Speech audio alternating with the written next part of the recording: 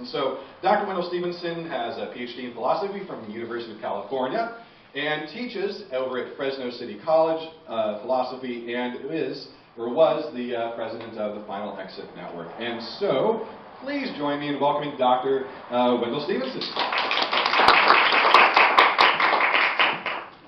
Is this on? Yes. Good. My wife tells me that I don't need a microphone. My voice is plenty loud, and she's always telling me to be a little softer. But in rooms like this, sometimes a microphone helps. Most of the audiences I talk to have, shall we say, older people. I was in an audience in Santa Rosa before it burned to the ground, and a person sitting, I think, right in the front row came up to me afterwards and said that he was 99, and he was in good health, and he still had a lot to live for, and so he wasn't planning to do anything with respect to hastening his death anytime soon, but he really appreciated the information that I had brought to him, and he was going to discuss it with his daughter, who probably was in her 70s, although he didn't say.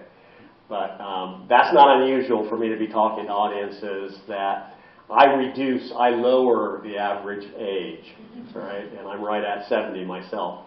So that tells you how old the audiences usually are. So it's nice to see a lot of young people coming out. You folks look like you might be the oldest in the audience, but you're still pretty darn young. And it's really good because what we find in Final Exit Network, we've been in existence now for over about 15 years. What we find is that our membership is primarily composed of older people, right? I don't know what the average age is, but it's probably 70s, in that area. That's unfortunate because, as we know, young people die. Young people suffer serious health problems that there's no solution for, right? And everybody, we think, needs to think carefully about death and plan as best they can for what I'm going to talk about today, which is a good death. I'm going to start with a couple of humorous, I hope they're humorous, points. Yesterday, I was reading the New York Times Sunday edition. I get it on Sunday morning, but I often don't get to it until Wednesday, Thursday. It's a big paper. I don't know if you've seen the New York Times.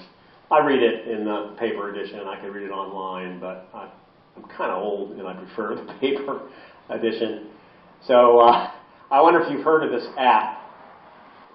I was hauling my wheelie toward the boarding gate for a New York-bound flight when an alert popped up on my iPhone. Its message was terse. Don't forget, you're going to die. Have you heard of it? The app is called We Croak. Apparently you can download it for 99 cents, according to the article. And it sends you reminders throughout the day that you're going to die. It's a modern version of a medieval idea, which is that you should be constantly aware that you're mortal and that you're going to die.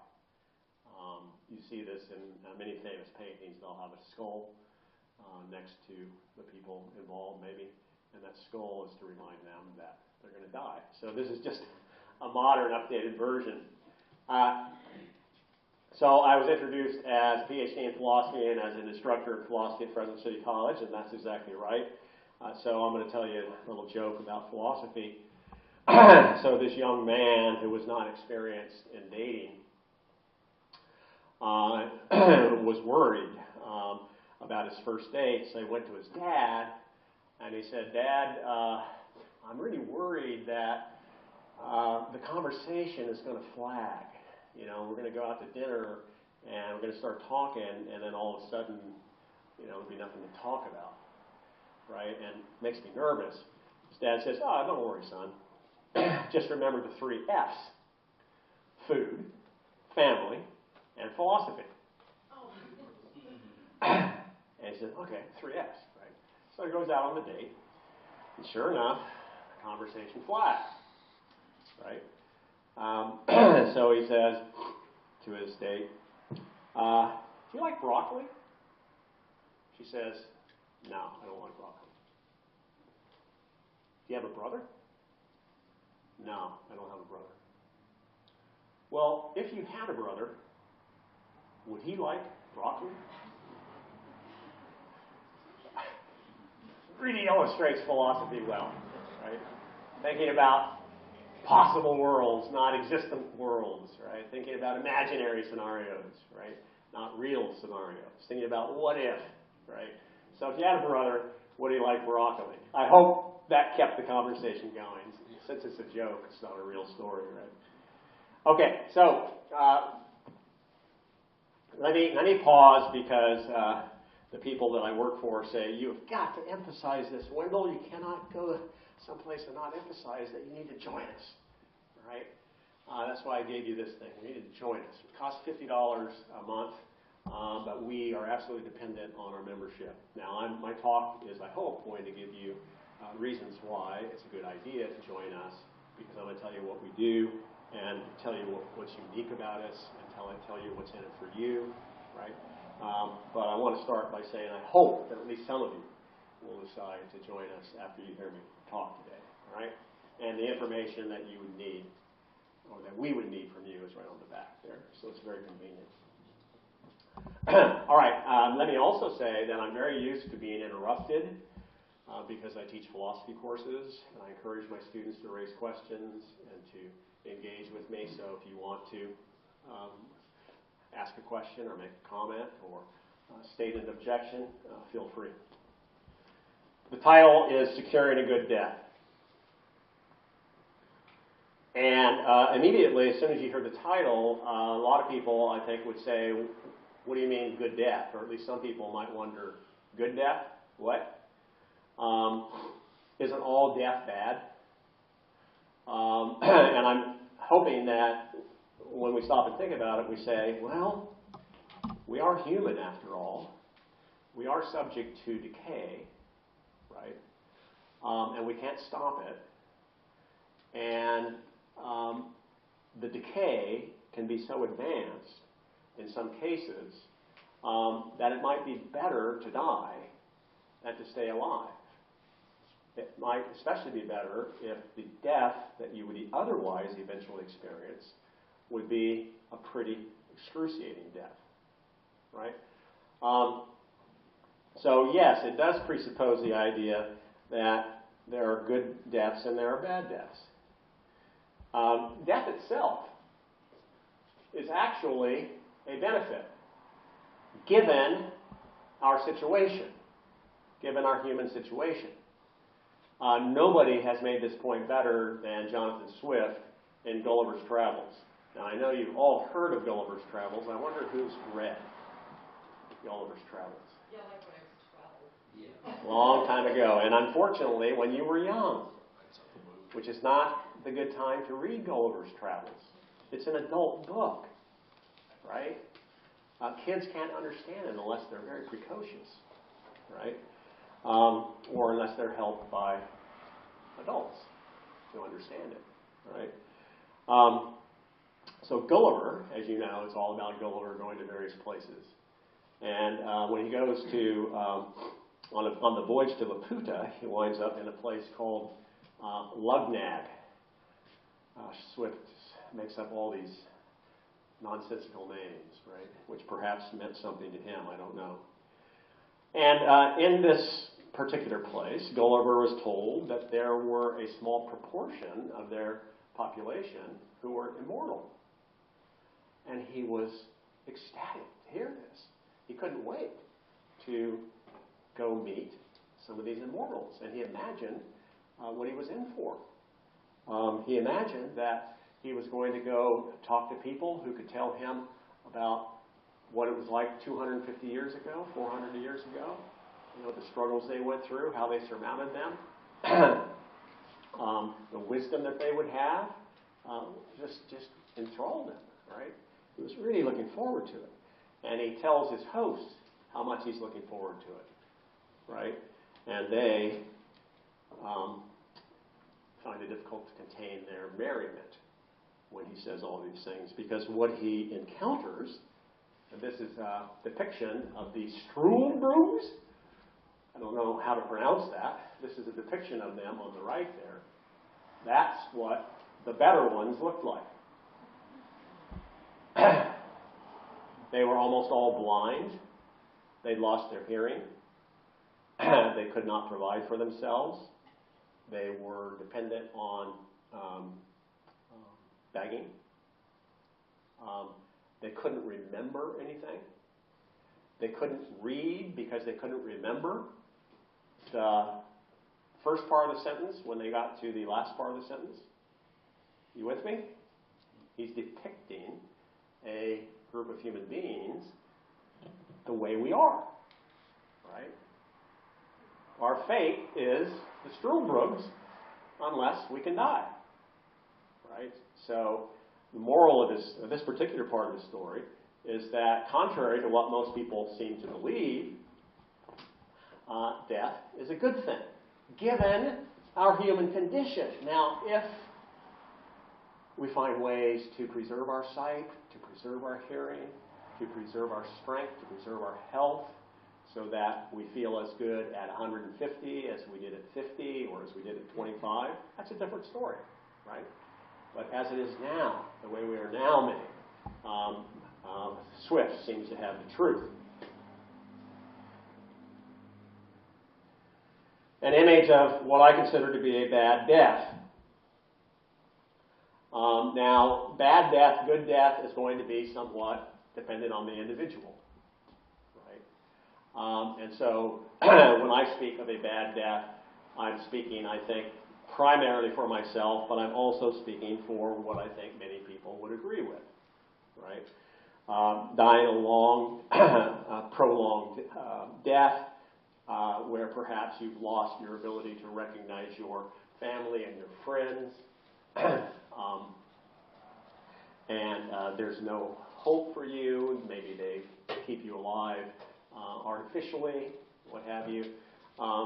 That's my idea of a bad death.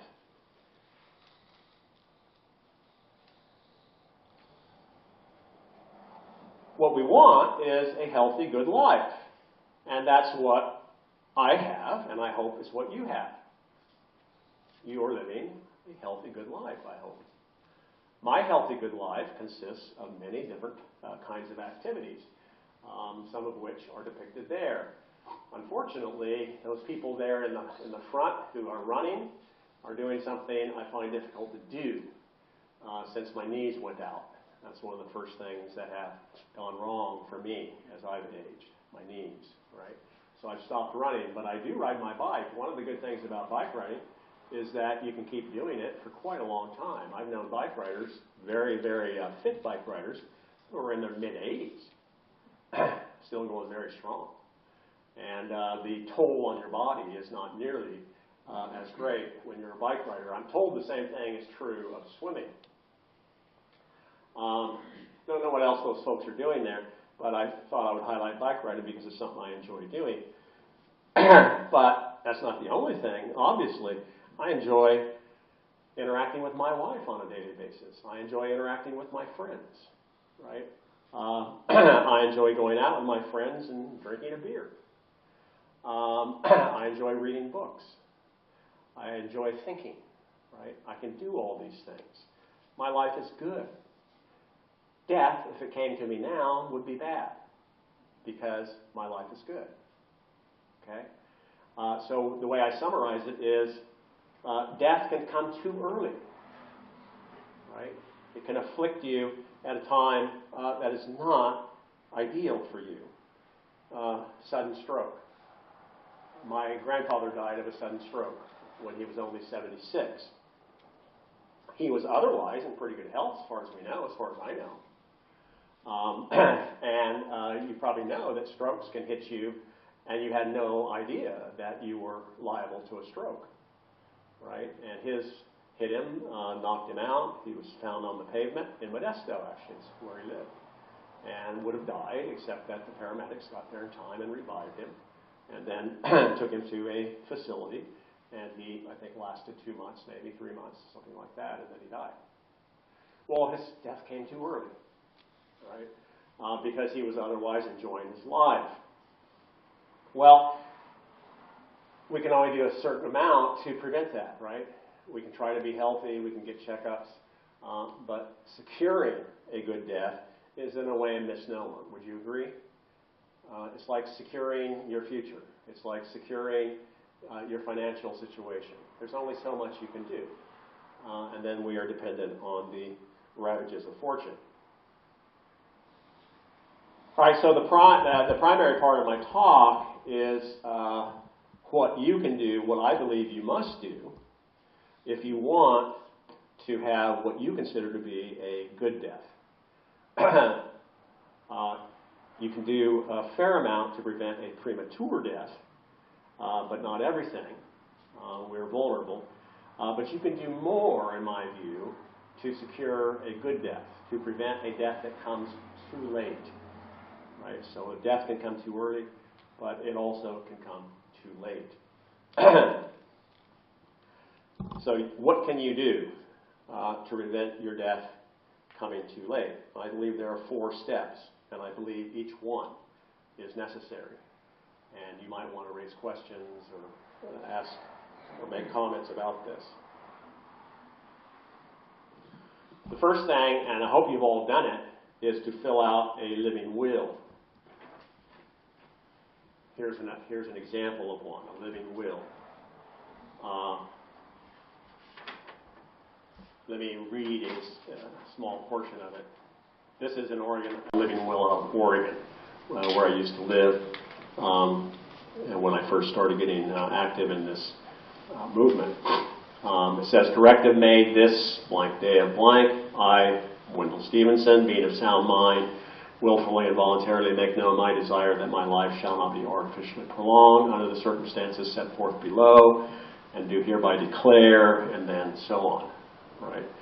This living will can be given to your doctor. It can be part of your medical records, and you can insist that it be followed. Right? So that's one step, very necessary step. Right? There's a severe drawback to the living will. 2, actually. Anybody know of one of them? I'm sorry? Well, if the paramedics come and put you on life support, you're going to have to either go to court to get personnel. Yeah, that does you no good then, right? Another drawback, they don't have to follow the living will, right? You can stick it in your doctor's face, say this is what I want you to do or what I don't want you to do, but it's not legally binding, right?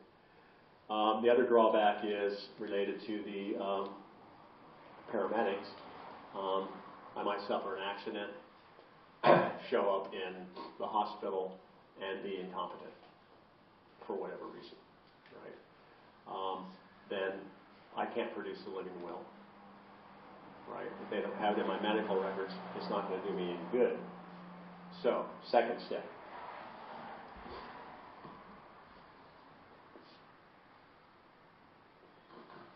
Durable power of attorney for health care. Right? There are 2 durable powers of attorney, at least 2. One is for your financial affairs, one is for health care. And what you want is a durable power of attorney for health care. In Oregon, they made it very simple. They put the living will on one page, they put the durable power of attorney on the other page, so you can fill it all out at the same time. It starts this: I appoint so-and-so, whose address is such and such, and whose telephone number is as my attorney, in fact, for healthcare decisions. I myself have appointed my wife. You can appoint anybody that you trust. It doesn't have to be a family member. It can be a friend. It can be a child, right? But somebody you trust, and somebody who's going to be strong, right? Somebody who's really going to advocate that your living will be followed. And any other writings that you've left with respect to the manner of your death and the support or lack thereof that you want, that person has to be willing to go to bat for you. That's why I made my wife a durable power of attorney. because she can be very fierce in favor of the people she really cares about. I don't know who I'm going to make my durable dog attorney. If she dies before me, get a bulldog. Do you file that with your doctor? Or? You can do that, yeah. Third step, one that I think many people don't think about. I didn't until a few years ago, and somebody brought it to my attention. In fact, I think it was Derek Humphry who brought it to my attention. Yes, it was indeed Derek Humphry, and now's a good time to digress and mention Derek Humphry. First of all, anybody heard of Derek Humphry? So Derek Humphry probably could be said to be the founder of the Death with Dignity or Right to Die movement in the United States. Certainly he's the best known person in the movement. And he became famous because of this book and another one also, where he describes his helping his first wife in her life. Yes? Is he the one who originally got sued for doing it before it was like in writing? Didn't get sued, he got prosecuted. Yeah. What he did was illegal in England where he was. But they decided ultimately not to prosecute him, not to try to convict him of anything. After he published that book, I think he called it Jean's Way, which was about the death of his wife, first wife, he published this book, Final Exit, The Practicalities of Self-Deliverance and Assisted Suicide for the Dying. It's a how-to book. It's a how to do it yourself book, right? And it's also a book of warnings. How not to do it, right? It's very thorough. It's very clearly written, and that's probably why it's been a bestseller. It has been a bestseller for a long time and translated into many different languages, right? I believe it was Derek who either told me personally or perhaps my reading the book brought me to the conclusion that I need to have a talk with my doctor. And I need to find out whether my doctor is willing to provide me with the sort of medication I would need, the sort of drugs I would need to end my life under certain circumstances.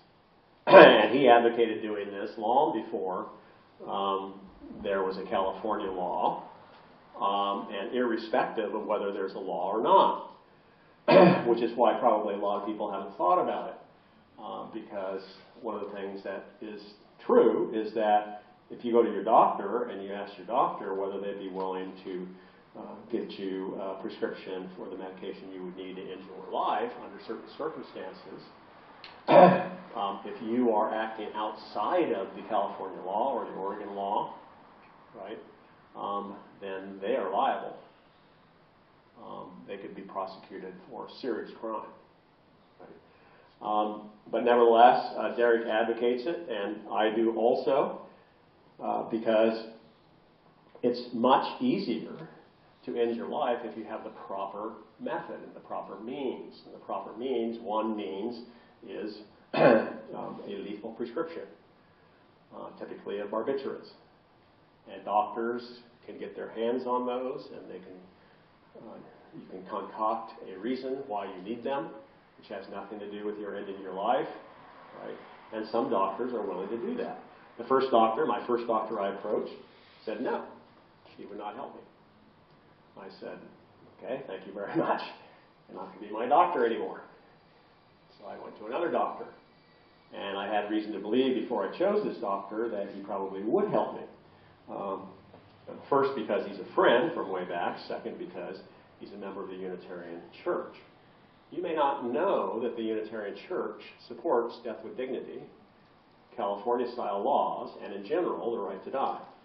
They're the only church on record in the United States that has come out publicly in writing in supporting a right to die. The right of a person to end his life, end her life, when they're suffering in various ways. And so I knew he was a member of the UU Church, so I thought he might well be willing to help me. And he said yes, he was. Right, he would write me a prescription, and it would be up to me under what conditions I would like to receive it, and we're good to go. Right? Why is that important? Well, it goes to the deficiencies in the California law, the Oregon law, the Washington law, the Vermont law, they all have a very glaring deficiency. They have the requirement of terminality. Anybody know what they mean by terminality? I'm sorry? Terminal illness, and how do they understand? Die within 6 months. 6 months. So the laws specify that 2 doctors, not just one, but 2 doctors, have to certify in writing that you have 6 months or less to live. Well, first off, many doctors are loath to do that because that's predicting the future in medicine, and that's difficult to do. Right? More importantly, for me and for my purposes tonight, and I think for you, is there are many conditions from which you might suffer where you would not be deemed terminal. You would not be deemed as having 6 months or less to live. We could go down into a list of serious diseases that you could contract that you might not want to continue living if you contracted them, and if they debilitated you to a certain degree, but you would not be declared terminal. Right? Examples are Alzheimer's, lethal disease. On my dad's death certificate was death by Alzheimer's. First I knew it was lethal. Right? Lou Gehrig's disease, I can never pronounce the technical name. Right? A colleague, a person in Fresno, learned that he had Lou Gehrig's disease. He wrote a op-ed to the Fresno Bee. You have the Modesto Bee up here, right? We have the Fresno Bee in Fresno. He wrote an op-ed advocating for a law that would enable people who have conditions like Lou Gehrig's to end their lives. And I read it, and I thought, this guy's pretty naive. So I decided to call him, and I did, and we met at a Starbucks and had a little discussion. And I didn't just come right out and say, you're really naive, but I did say, the legislature is loath to pass even an Oregon-style law, which has the terminality condition in it.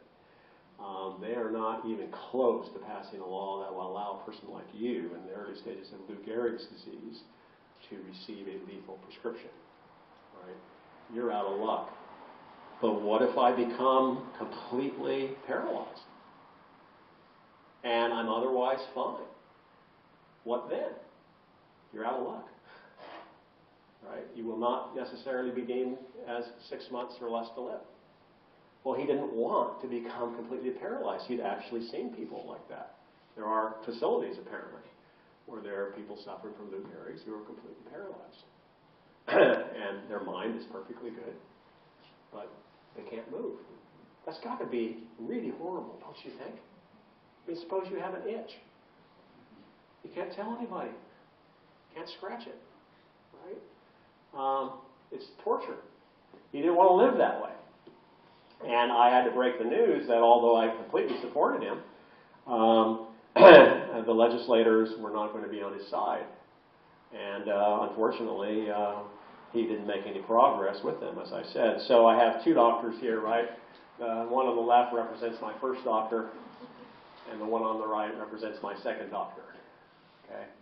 And you will find some doctors like the one on the right if you inquire. Yeah. And it's free. It's freedom. Yes. Yeah. Great name. Thank you.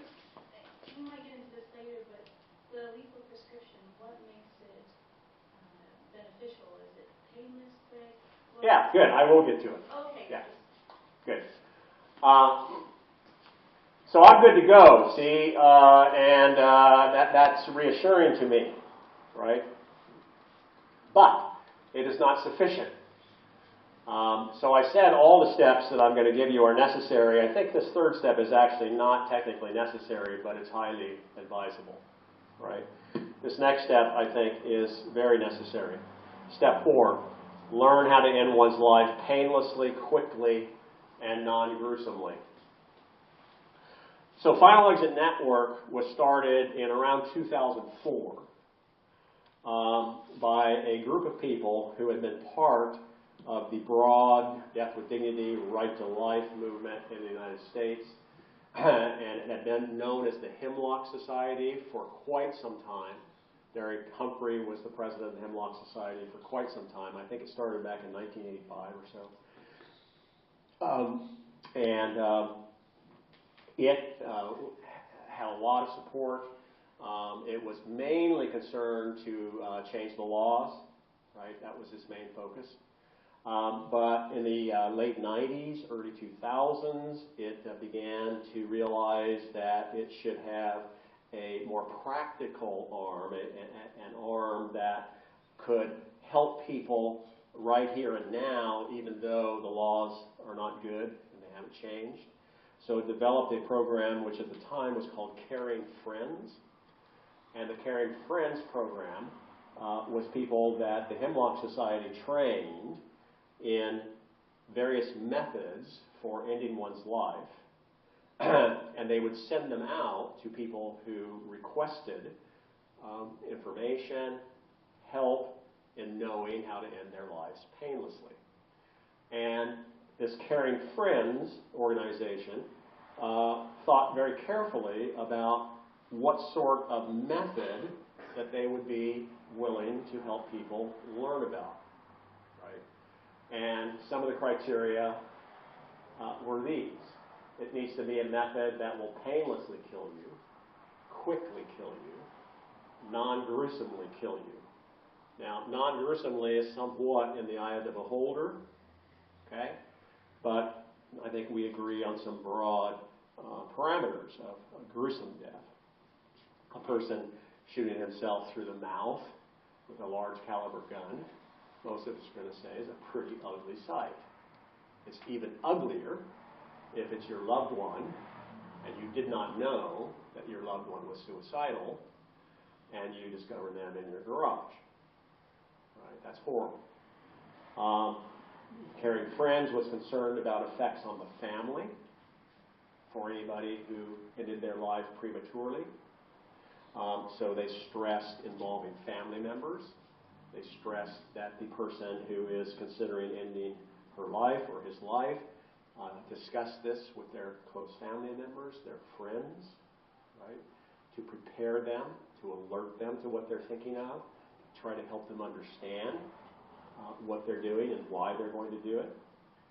So it worked on that end of it, but it also worked, again, on these methods. What methods will we support? There were other criteria. I think the criteria that they came up with was something like 14 in all, right? But these are the essence of them. And it turns out it's not so easy to satisfy these criteria, right? We will work with only two methods, right? Final Exit will work with only two methods. The method of pills on the left-hand side there, or a liquid version of the same stuff, right? And then the third one, which I will talk a little bit more about, which might be somewhat new to you, or you might be unfamiliar with it. I'm sure everybody's familiar with the idea of somebody taking an overdose of pills and dying because of it, right? But it turns out you have to be very careful about what type of pills you take and the dosage that you take and under what circumstances you take them, right?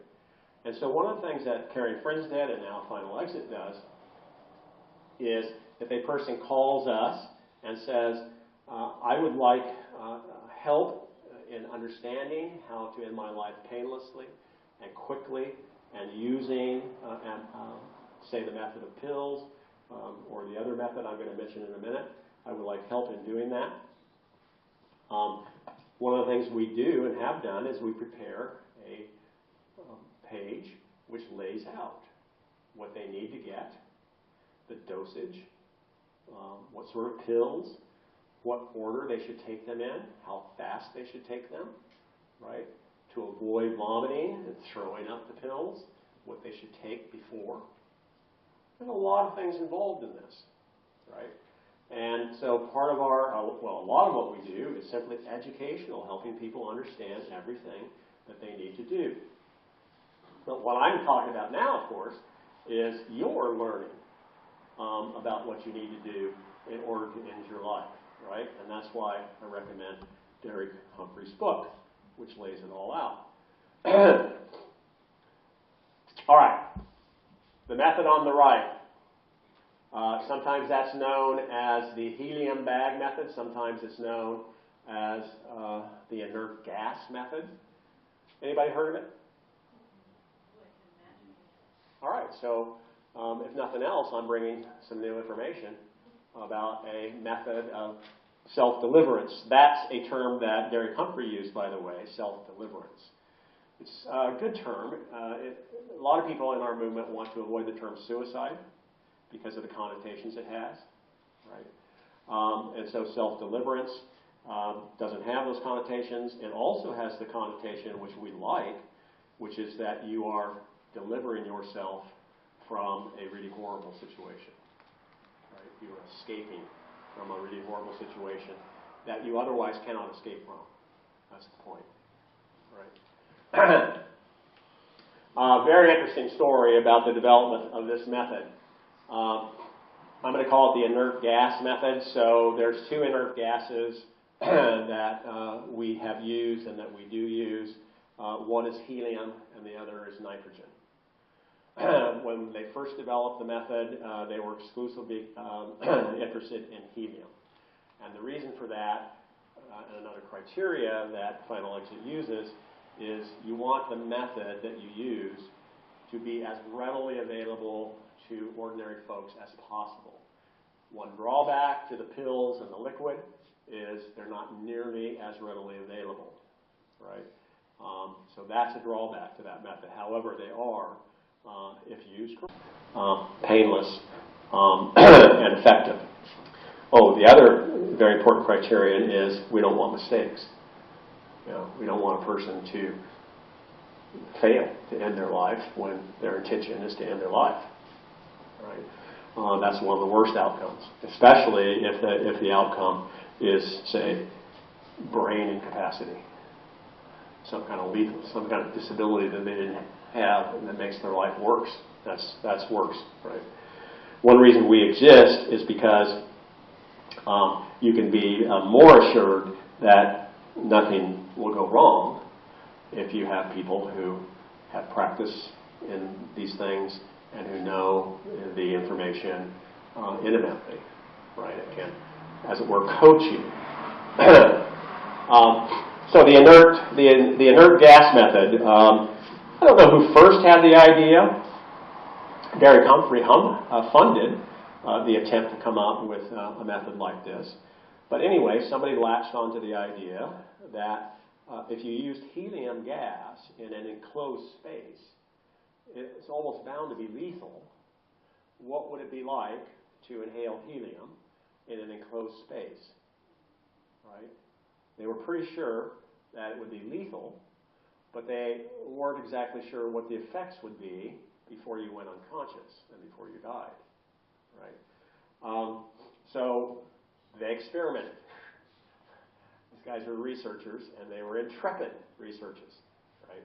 I think there were 3 or 4 of them in a room, and they had, so the reason why they used helium was at the time obvious, and still is, with a little twist. Helium is very readily obtainable. Right? Go down to any party store, and you can get a helium tank and fill balloons with it. Right? And one helium tank in an enclosed space is sufficient to kill you. That's what you want. So they bought a couple of helium tanks, and they hooked them up to a bag, like the one you see there. And the experimentee pulled the bag down over his head. He turned the gas on, pulled the bag down over his head. Right? And his partners were supposed to take the bag off his head after he went unconscious, right? Which they did. I'm not sure I would have trusted anybody in that experiment. Right? How sure am I that you really like me? Anyway, they did this twice. I think different people did it, right? And so we actually have their testimony about what it's like to breathe pure helium and what it's like to go unconscious breathing pure helium. And it turns out that it's absolutely painless. There's really no sensation at all. Insofar as there is a sensation, one of them described it as being mildly and pleasantly tipsy. All right? And unconsciousness is unbelievably fast. 30 seconds is typical. The person is completely unconscious. Right? 5 minutes until death, and then often a little bit longer until the heart completely stops and respiration completely stops. That's the last thing to go. Brain death occurs something like 5 minutes into the process. Right? But as you know, if you were hooked up to certain machines, you could still be alive even though your brain was dead. So you'd still have a heartbeat and still have a pulse and still breathe and stuff, or at least the machines would be breathing for you. So anyway, we know that it's completely painless. We know that it's extremely fast, and it's hard to botch it. Right? In our experience, we've never had a botched helium death. There is one account, I think Derek told me about this, of a man who, and this is a drawback to do it yourself. I'm telling you, you ought to know how to do this yourself. And one drawback to do it yourself is you have to be careful about how you position yourself. If you don't position yourself right, then you might fall. If you fall, you might knock the bag off your head. You might interfere with the tank, right? And that could cause it to botch. And Derek told me about a case where a do-it-yourselfer did somehow knock the bag off his head, right? I don't believe he suffered any damage from it because it hadn't been on that long. So it's very, very fast. It's much faster, in fact, than the pills and the liquid. Some people don't like it. Again, this gruesome thing, non-gruesome thing, to some degree it's in the eye of the beholder, right? And some people find the idea of putting a bag over your head to be somewhat gruesome. They don't like the thought of it, right? It turns out that a lot of people who didn't think that they would tolerate it wind up tolerating it quite well. So I've been at 5 deaths myself. I was what we at Final Exit call an exit guide. We call the volunteers who sit with people who wish to die and wish us to be there. We call those folks guides. And I've been with 5 people who ended their lives. And I am always amazed at how utterly determined they are to end their lives and how glad they are to see us. We always work in pairs, like the Mormons. How glad they are to see us, right? It's counterintuitive, isn't it? You show up at a person's door on the day they've chosen to die, and they're glad to see you. You might think, no, we're the Grim Reaper, right? But again, going back to this good death, bad death, right? They're going to have a good death, right? And it's made possible by the information that they've received from us, and they are reassured by our presence that it's actually going to work, right? So as counterintuitive as it is, and it always is counterintuitive to me, they're absolutely determined, and they carry it out right to the end, right? I mean, nobody has ever turned back, even though our protocol is we go to the house, we shake hands. First thing we say is, "Do you want us to be here?" If they say no, we're out. And we're not mad. We tell them from the beginning, you're running the show. It's your show. It's not ours. We take orders from you, right? As they set up the equipment and get ready to perform the final act, we ask them again, you sure you want to do this? Do you know what will happen when you turn on the gas and put the bag down over your head? And if they don't answer, yes, I will die, we leave. Right? We're looking for mental competence as well as physical disability. We have strict protocols that they have to go through in order to prove that they are suffering from a lethal illness, though not necessarily a terminal illness. Right? We will work with people who suffer from lethal illnesses, but they don't have to be anywhere close to terminal. Right? In that regard, by the way, I'm sure all of you have heard of Jack Kevorkian, if not Derek Humphry. Jack Kevorkian's first patient was a woman suffering from Alzheimer's disease. And Jane Atkins was her name, and she was in early stages of Alzheimer's.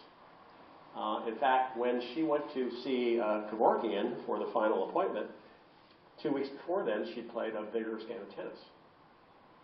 But nevertheless, she chose to end her life. Excuse me. Why? Well, because you don't know about Alzheimer's. Right? It can go fast. It can make you mentally incompetent. And although we work with a large gamut of people, we're willing to work with lots of people that don't remotely qualify for the California law or the Oregon law. We don't work with anybody that we think is mentally incompetent, right, for pretty obvious reasons. So, we have commonsensical tests, right? If a person doesn't know that when they pull the bag down over the head they're going to die, then they're not mentally competent. They don't know what day it is, right? They don't know who we are, then they're not mentally competent. We don't encounter that because we screen people. We meet with them a number of times before the final exit. Yeah? So if someone had previously made this decision, let's say they're in early Alzheimer's, by the time it's their day, if they're incompetent that day, you have to wait until they have a lucid day, or? Yes. Okay. Yes, we would. Right. And you're absolutely right to bring out that you can go in and out of lucidity. Alzheimer's patients. Now, I've never encountered this myself, but some people have. Right? There's two reasons, pretty obvious, I guess. We have to protect ourselves. We would be in real trouble if prosecutors got wind that we worked with somebody who was not mentally competent. Right? And then there's the family. Right? We're concerned about the effects on the family. And if the family thinks that we were hastening somebody's death who wasn't really in a position to make that choice, we again be vulnerable to the law because they might bring charges against us. But also, just is bad to treat a relative that way. So we try to make sure, insofar as we can, that people are mentally competent. All right, so we support most of the people that we work with use the helium bag or the nitrogen bag method. So what's happened with helium is that it was a great system for a long time, and then about a year and a half, 2 years ago, the manufacturers of the helium tanks decided to dilute the helium because helium was becoming more and more expensive. And they did their experiments, and they determined that an 80% mixture of helium would fill balloons just as well as a 100% mixture of helium. We keep them, make them rise up into the stratosphere and mess up the environment just as well as 100%. So they cut it back. And we had long discussions about this and consulted people who know about these things. And the report we got was, it will almost certainly kill you, 80% mixture, right? But people have been known to survive in very low levels of oxygen. 20% mix of oxygen might be sufficient to keep some people alive, depending on their physical ability, physical condition. And we don't want to run the risk. It's So not 20% oxygen. oxygen is what you're breathing right now. Oh, I'm sorry, but 20%, 80% helium, 20% mix of oxygen, so that'd probably be very low level of oxygen, right? But that's sufficient in some cases to keep people alive, right? So we scratched our heads, what can we do? Well, nitrogen was the alternative. Nitrogen is not as easily obtainable as helium is, but it is relatively easily obtainable. Yes, yes. And we've, again, we devised sheets to make it easy for our members to get what they need, and they can order everything they need online to be delivered to their door. Right, the tank. The nitrogen tank has to have a regulator. It's under more pressure than helium is. Has to have a regulator, which turns out to be good. It's a little more costly for our members to buy the regulator, but it turns out to be good because it tells you how much is in the tank, and it enables you to regulate the flow of the gas that comes out. We didn't have that with the helium tanks. We knew that if you open it a certain amount, it's sufficient to kill you, but we couldn't tell exactly how much was flowing out. We didn't have a regulator. And we also couldn't tell whether the tank was full. And that was always a bit of a worry because they're cheap tanks, right? They're manufacturing them well enough so that they will fill balloons and then people throw them away. Well, nitrogen tanks have a much higher standard that they have to meet. So the regulator helps actually quite a lot. So that's the helium method. We support that. We are the only organization in the United States, and we're active in all the states in the United States. We're the only organization that will take you, if you request our help, that will go to your house, no charge to you. We'll talk to you about your situation.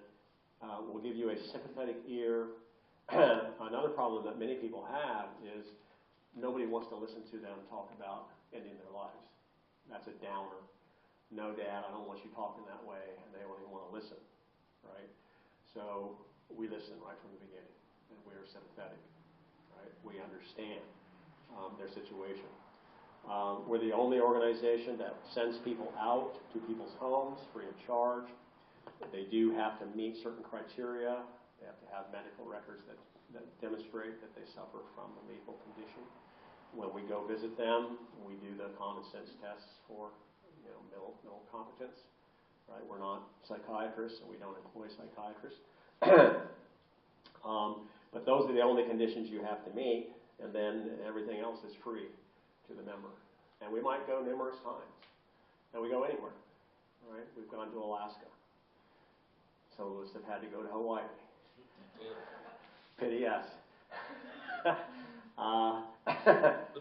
there is a definite legal line you can't cross with where you're encouraging them. Yes, very good. Or asking them. Very good. So we believe that everything we do is legal because we do not physically assist. You don't encourage. And we do not encourage. Right. Actually, the contrary. At least verbally, we discourage in the sense that we say, there might be alternatives for you. There might be pain medicine. We always ask them if they consider hospice, if they're close to terminal, right? We don't want people to end their lives. And whenever I talk to people, first interview, I have a nice little chat with them, and I try to find ways that maybe they don't need to think in terms of ending their life right away, right? Now, on the other hand, some people say we encourage them because we provide information to them, and we sit with them, and we are sympathetic, right? But we say, no, that's not encouragement in any sense that would violate the law, right? More importantly, though, we insist that laws against assisted suicide are laws against what we call physical assisting, right?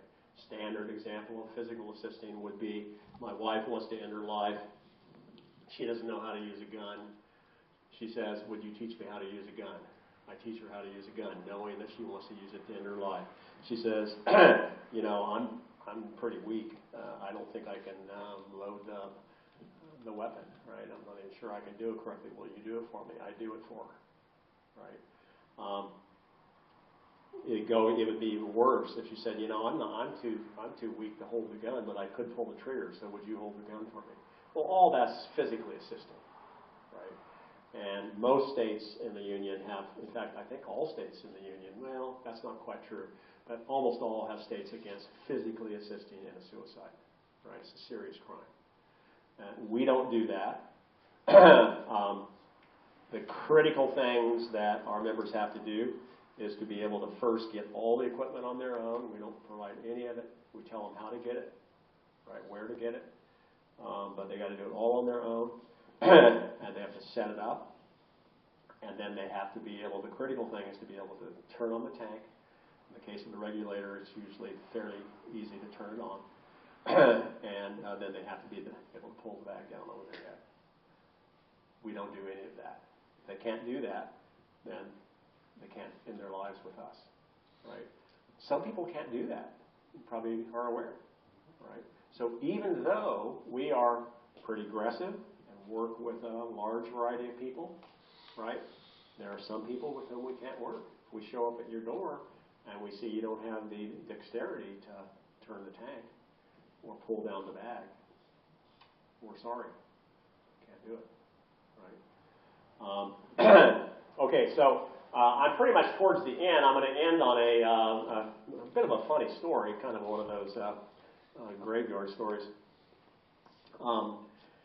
So a good friend of mine, a man named Dick McDonald, who has been an absolutely critical part of the movement for the last 30 years or so, Dr. Dick McDonald, not very well known at all, except for people intimately involved in the Death with Dignity movement, has probably been with 150 or 200 people over the course of his career. Wonderful doctor, wonderful bedside manner. I've worked with him with some of our members, and he's just so listening and reassuring and answering any question that our members might have. And he tells the following story. A member was suffering from multiple sclerosis, another really devastating disease that will kill you, but it might take 50 years. Right? He was working with I think she was in her late 20s. She had decided to end her life, and he was there on the day that she had decided to do it. And she was there with her brother, with Dick. I think there were a couple other people there. And she was going to use the method of pills. Okay? And one of the drawbacks to the pills method, which I haven't mentioned, is that you have to mix it up. And even though we recommend that you mix it with some sweet yogurt or something like that, it still tastes horrible. Very bitter, and just very hard to swallow, to taste, to tolerate, right? So she's mixed it all up, and by the way, she didn't have much use of her limbs, but she had enough to mix it, and she had enough to put the mixture in her mouth. Right, spoon it into her mouth. And Dick says he had warned them. We always warn our members that it tastes really bad. Right? And we also say not only that, but you got to eat it fast. Right? You can't take a couple bites and say, that's enough. Can't take any more because it won't kill you. You have to take the whole thing. Right? So she takes the first bite. She says, "Oh, God. That tastes like shit. But I'm going to eat it even if it kills me." And Dick said everybody went silent for a second. Like, what? And then she started laughing, busted out laughing. And he said her brother fell on the floor laughing. He was laughing so hard. She ate it all and she was gone. Okay, you asked some questions along the way, but you might have other questions that you want to ask. Yeah. Nobody's going with lethal injections anymore. So, if you qualify for the California law, the Oregon law, you can get a prescription from your doctor, right? And you can take that on your own. But there is no state in the union where voluntary euthanasia, which would involve lethal injection. There's no state in the union where that is legal. It's illegal everywhere in the states. And what's interesting is that people who have tried to pass the California law and the Oregon law with success haven't even tried to get a voluntary euthanasia law passed. They consider it to be impossible to convince the legislatures to do that. And they also worry that if they tried to do that, it would confirm one of the arguments of opponents, which is that we're on a slippery slope to something really horrible. Something really horrible would be the involuntary killing of old people or mentally challenged people, right? It's obvious to us, and we stress that A, we don't advocate anybody killing themselves. B, we don't advocate anybody being killed by somebody else. What we advocate is the right of individuals to end their lives under certain conditions. We have certain conditions. We're not going to work with somebody, some teenager calls us up and says, you know, my girlfriend just jilted me and I'm feeling really bad. And, you know, would you come over and help me out with this helium kit? Hell no. Right? You don't have trouble. Right? You're not in a situation that is irremediable. We work with irremediable cases. Irremediable in the sense that no human being knows anything to do about them. And they are debilitating and painful, and the person wants to be delivered from them. That's who we work with. Yeah? So how did you become a philosophy professor to being the president, you said, at one point? Yeah. It's one of those things where you volunteer to do something. You don't know if you'll be any good at it. And the people that you're working with think you're doing a good job at the little podunky thing you volunteered to do. And all of a sudden they say, hey, we need a president.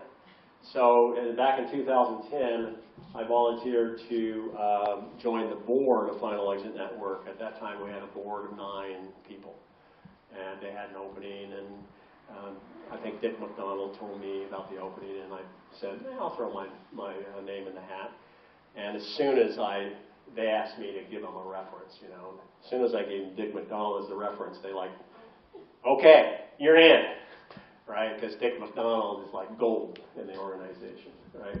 So I was made a member of the board, and I was assigned to be the membership coordinator or committee chair or something like that. The membership committee chair. It was a committee of 1, me, right? And I did a few things, you know, obvious things like put together a letter, sending out the members, encouraging them to find somebody to join, right? I came up with a survey, you know, how are we doing? What could we do better? You know, are we serving you? Okay, you know, just kind of obvious things. And everybody in the organization says, oh, man, that's really good. So the president at the time got sick and became seriously debilitated and was heading towards death, and he eventually did die. In the meantime, he was very badly off, and he couldn't continue to perform the duties as president. We had a vice president, but nobody liked him. So it's like, what are we going to do? And they said, oh, well, there's Wendell. He's been doing a good job on the membership committee. We'll make him president. How about that, right? And I thought, that's the craziest idea I've ever heard of. I've never been president of anything. And this is a relatively big organization with lots of moving parts. We don't have a whole lot of members. We have something like 3,000 members, but we're throughout the United States. And we don't have a big bureaucracy. The committee, the board does a lot of the work on their own, and the president has to supervise the committee. And I have no experience at this, so I don't think this is a good idea, folks.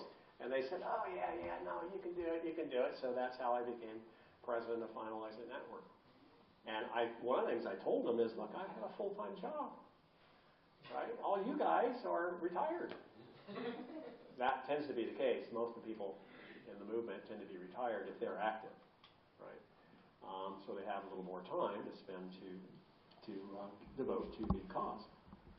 Well, I wasn't. Now, some people say, yeah, well, teaching in a college is semi-retirement. Well, tell that to teachers when they're in the middle of grading 90 essays, right? Or to good teachers who are trying to improve their teaching and trying to improve their skills. Right? There's a lot of work goes into that. But that's how I got it. Yeah.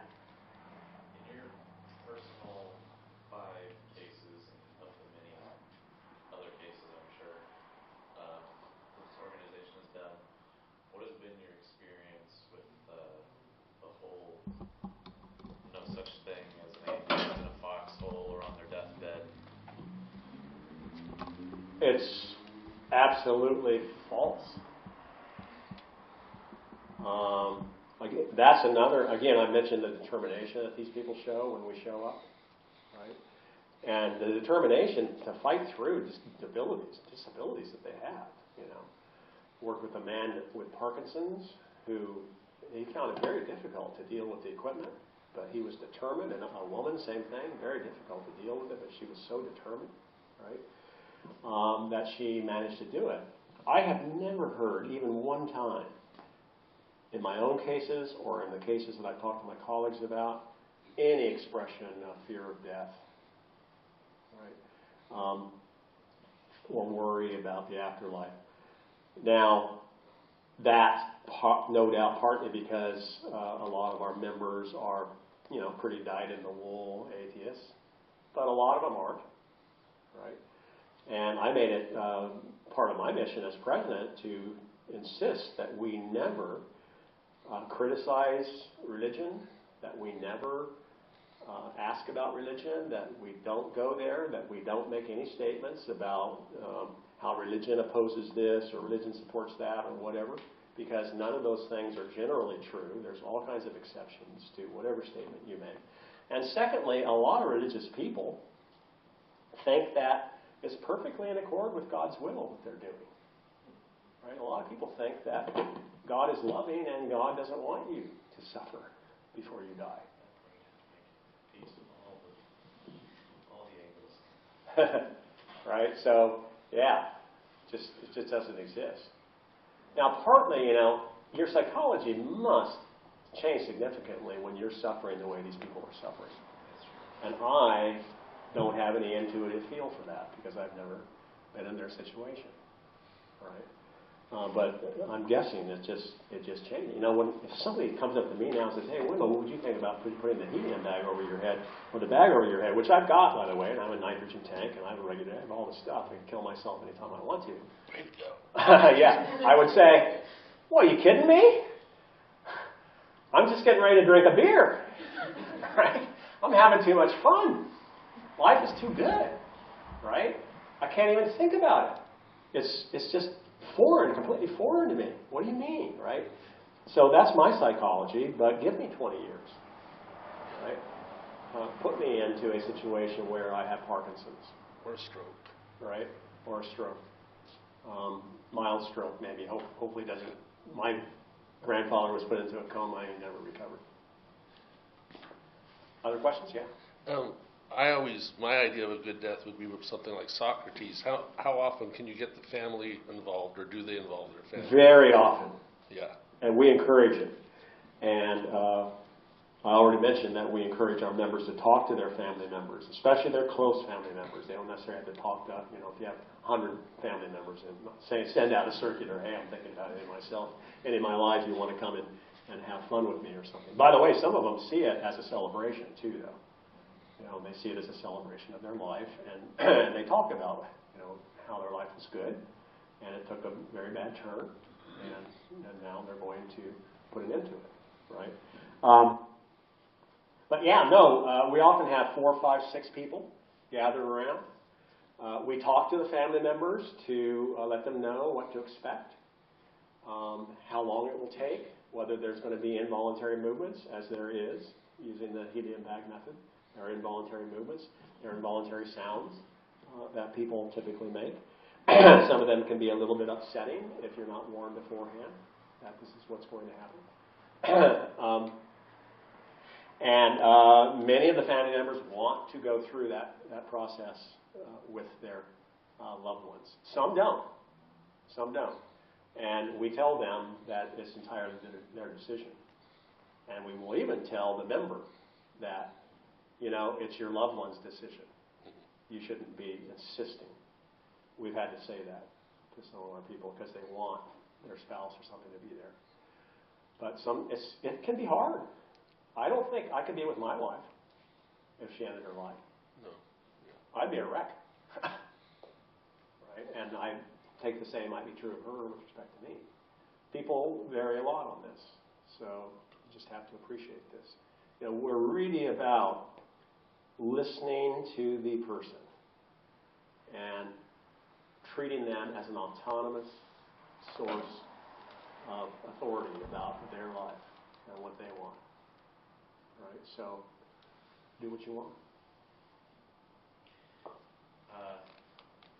Not to undermine what you do too much. Yeah. But if they gather all the things that they need and they have it there and they have to be able to do it themselves, what purpose is there for you to actually be there other than what you just said about telling the family members and gathering them together? Yeah, good question. Well, I'll just start by saying that some people, once they learn how to do it themselves, maybe with our instruction, don't want us to come back. They say, I don't need you. Right?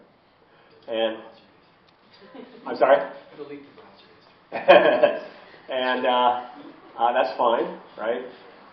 Why do those who want us there to be there? I'm sure there's any number of reasons. One is, I think, especially when they don't have family members that are going to be with them, a lot of them don't want to die alone. Right? It's just too lonely. Right? And we'll hold their hand if they want us to. Not everybody does, but if they want us to, we will. And we'll say comforting words to them. We usually say things once they put the bag down. We say everything's going exactly like it should. Right? You're going to be unconscious in about 30 seconds. Nothing to worry about. Right? We're right here. And I think a lot of people like that. Right? They like the reassurance that we bring to them. Having a friend be with you. We're all familiar with how that can be soothing at times. I myself am often amazed at the power of a hug. You guys experience that? My wife will sometimes come to me almost crying about something, and I'll just give her a hug, and she's fine. Same way with me, right? Wife gives me a hug, and I'm good. I'm good to go. It's almost miraculous, right? But there it is. We are very social creatures, most of us. So I think that's part of it. But, we won't be there if you don't want us to be. Yeah. One of the things, I've thought about a good death sometimes, but one of the things that worries me is the cleanup. Whether I need to wear diapers or what I need to do to make sure that I don't leave a mess for everybody. Yeah, exactly. That's part of the non-gruesome thing. Try to make it as easy for your family members, for those that remain, as you possibly can. Right. So one of the really good things about the immediate method is it causes almost none of the symptoms you worry about when you hear about people dying. Right. There's no bladder issues. There's no bowel issues. Although we do advise people to empty their bladder before they pull down the hood, before they start the process, right? Just as a precaution. It doesn't cause nausea in people, so it doesn't induce vomiting, right? There's no unpleasantness of that kind. We did, however, experience one time. We experienced a bit of throw up. What should I call it? Ejection from a person's mouth after he pulled the hood over his head, and we didn't expect that. We hadn't seen it before. So now we advise people, if they're going to eat something, to do it 3 or 4 hours before they start the process. But that was highly unusual. We hardly ever see that. So it's just like dying a natural death, completely. Now the pills method You very much have to worry about throwing up the substance. I mentioned that already. So protocols call for people ingesting an anti-emetic, that will prevent them from vomiting the stuff up. Because that, of course, is obviously unpleasant, but it's also going to mean that they don't get enough drugged in their life. Right? So concerned about that.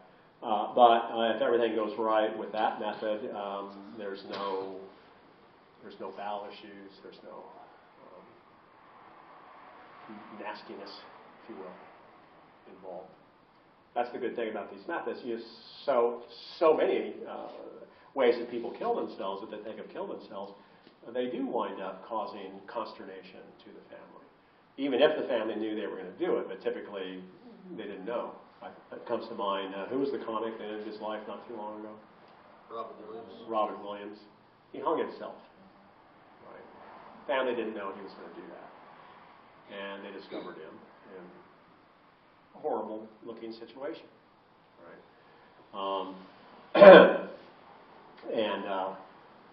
So we look for methods that can be as comfortable as possible for the family and the friends. There's one other method that I'm just going to mention briefly. A lot of people don't even want to think about it, and so if you don't, try to tune me out. But it's a very simple method. It's very effective, and it's more versatile than any of the methods I've described so far. Suppose that I get hit on my bike and I'm put into the emergency room, and I'm told that I have internal organ damage, not much they can do about it, and I'm likely to die, in the next few days. And in the meantime, I'm feeling really horrible, right? Maybe in a lot of pain, maybe in and out of delirium or who knows what, right? Well, I can't have my wife bring a helium bag into my room, right? Nobody's going to let me get my hands on a bunch of pills and mix them up and ingest them. So if I wanted to end my life, what could I do? That would be relatively quick, painless, and non-gruesome. I can find a rubber tube, of which there are lots in hospitals, and I can wrap it around my neck and cinch it down with a pencil or a rod of some kind, and I can end my life that way. Right? You put it right in this area here. It's called the method of the garrote. Right? Anybody who's followed wrestling at all knows that you can kill a person by getting them in a chokehold. And sometimes people die because they get put in a chokehold and the match is not stopped soon enough. Very painless and quick way to die. The brain stops receiving oxygen. It goes unconscious. And as long as you have it cinched down in such a way that it can't unravel once you go unconscious, then it's completely deprived of oxygen and you quickly die. So that's a method that can be used almost anywhere, and it's completely free, almost free. But a lot of people don't like it, and we don't support it, partly because a lot of people just don't like that idea, right? But I thought I would mention it. I discovered it a few years ago, and I thought, well, that could be useful under certain circumstances. Yeah. The methods that you do talk about, if arrangements are made ahead of time, would that still allow you to be a candidate for donor organ donation? Yes, it would. Yeah, and that was a question that came up in Berkeley at the last talk I gave, and I didn't have a good answer for it at the time. Subsequently, I consulted with Dick McDonald, and he sent me a long email in which he said, the simple answer is it will not prevent you from being an organ donor. He said the more complex answer is that it can depend on exactly what you're donating your organs for, and it can depend on the receiving organization. So that if a person wants to be a donor, and it's kind of a keen thing to them, then they need to make some inquiries. Under what conditions would you not accept my organs? The general answer is not that you ended your life using helium, but it could, in some cases, be a situation where they wouldn't accept them. Well, you'd have to already have it in place. I mean, because you can't wait on stuff. like that, I mean. I'm sorry, what would you already have to have in place? The organization that was going to take the organs or Right, whatever. right. You don't keep, like the guys with the cooler. And the guys with the cooler. Right, Maybe right. later. All I've done is just sign the general organ donor thing that you do on the driver's license thing. Because it's not a kind of a real big priority for me. I mean, I'd like somebody to have my organs if they were doing so good. But I haven't really looked into the ins and outs. What if I want to use the nitrogen method at some point? At that point, I will. Right? If I remain keen on making sure that whoever I want to donate them to doesn't have some restriction. But in general, there isn't one. Yeah. Does the current California law make you wait 30 days? 30 days. You have to ask twice? Yes. You have to ask twice. 30? Should have reread it before I came in. It could be 15. Okay. There is a waiting period. Yeah. That's one of the drawbacks to it, right? You got to have 2 doctors sign off on it, and then you have to wait, right? And again, we are subject to all kinds of mishaps, right? And you might find that 15 days is torture. Well, and if you're in a medical system like Kaiser Permanente, you're not going to get 2 doctors. I mean, you're not going to. Maybe not, although I'm told that many Kaiser facilities will accommodate people with the California law. I was talking to Dennis, right? David beforehand, and telling him that one of the drawbacks to California law is that Roman Catholic organizations will not participate in it. And they go further and they won't make any referral. So you might go to a Catholic doctor and say, I know you won't do it, but please tell me somebody who will, and they won't tell you, even if they know. Right? I came across an organization that I believe is active throughout California. It has a branch, or it did have a branch in Fresno. I emailed them, and it turned out that they're not active right now. They're called California Central Valley Coalition for Compassionate Care, and they know the ins and outs of the California law, and they know physicians who participate in it, are willing to participate in it. And if you contact them, maybe you have to be a member. It looks like it's $20 a year. They will give you the information you need.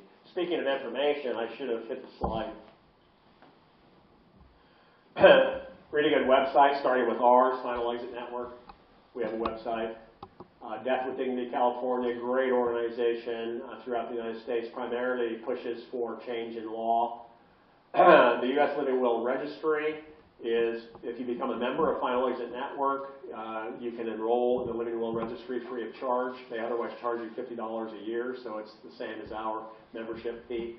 And if you become a member of the registry and register with them, then anywhere you go in the United States, they will have access to your medical records online, and they can pull them up, get your living will, your durable power of attorney, and all that good stuff, right? And that's very handy. ARP has the forms that I was talking about. You can go onto the ARP website and get the durable power of attorney form, the living will form. California Pulse, physician order for life-sustaining treatment, something like that, applies mainly to people who are near the end of life. It's not so much for us young folks, right? And then another site there for the free durable medical power of attorney forms. I've taken a long time. I just had a quick one, I think, then we'll wrap up. I'm just curious if AARP, if they've taken a public position on this issue. There's a long story about that. I'll tell you the short version of it. We have been trying for 5-6 years to get a booth at the ARP convention. They have an annual ARP convention. And we, for a long time, been trying to get a booth at their convention. And they won't allow us to have a booth there. And we've tried to get an explanation from them, and they won't respond. So we infer that they don't like us, and they don't want to be associated with an organization, which is the kind that I've described to you folks.